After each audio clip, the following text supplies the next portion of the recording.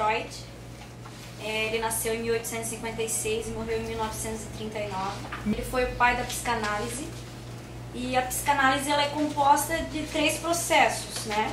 No caso, o método investigativo, que seria a terapia, a orientação, aconselhamento, né? Aconselhamento em grupo também.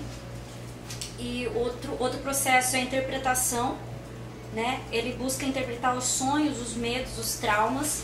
Ele analisa que seria a cura, né, e o autoconhecimento. Seria uma neurose, que seria o desejo versus o medo, né, causado por uma lembrança muito forte, reprimida, muito intensa, e ela se manifestava no corpo. Eu vou explicar um pouquinho da hipnose, que é um estado de comportamento ou mental induzido por uma série de sugestões. Então, tipo, alguém comanda e outra pessoa obedece. Isso é hipnose.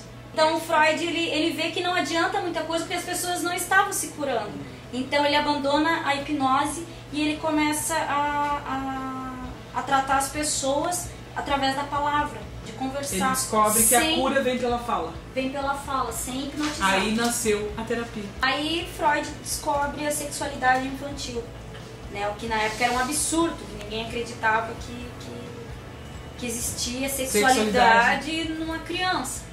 Freud descobre 5 fases, né? No caso, a fase oral, que é a fase da criança. A fase oral, que seria a fase da boca.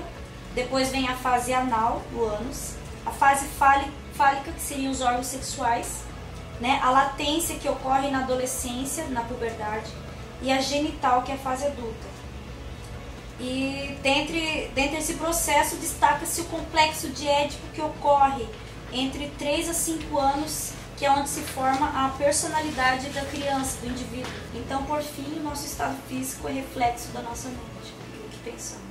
Ele, entre 1920 e 1930, ele desenvolveu a segunda teoria do aparelho psíquico.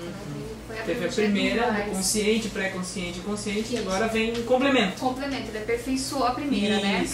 Então a gente começa falando desse aperfeiçoamento aí sobre o id, o ego e o superego. O id é a estrutura original, que ela já nasce com o indivíduo. Então é o que você já herdou, é o que você passou, que tá no teu você já é. natural, o que você é. O ego é o contato que daí você tem disso com a tua realidade, com o que vão introjetando na tua vida. O superego já é um sensor dessas forças, né? Ele é como se ele falasse o que você quer fazer, mas você não pode. Ego, ele é a necessidade de provar para os outros alguma coisa. É a supressão da sociedade, já expliquei para vocês. Então, é a minha máscara, é aquilo que eu pareço ser para os outros.